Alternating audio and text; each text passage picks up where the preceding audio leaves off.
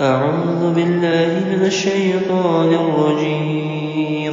بسم الله الرحمن الرحيم. إذا السماء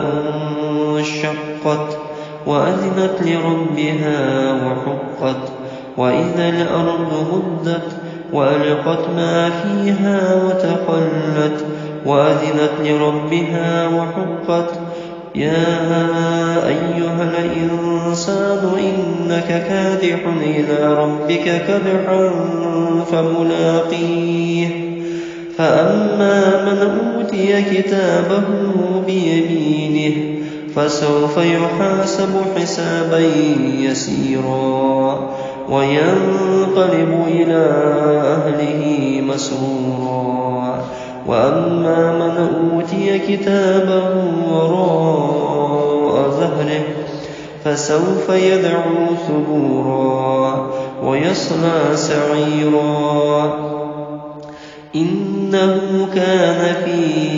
أهله مسرورا إنه ظن أن لن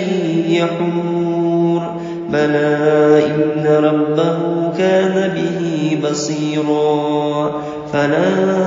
أقسم بالشفق والليل وما وسق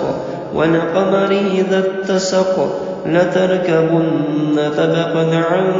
طبق فما لهم لا يؤمنون وإذا قرئ عليهم القرآن لا يسجدون بل الذين كفروا يكذبون والله أعلم بما يوعون فبشرهم بعذاب أليم إلا الذين آمنوا وعملوا الصالحات لهم أجر غير ممنون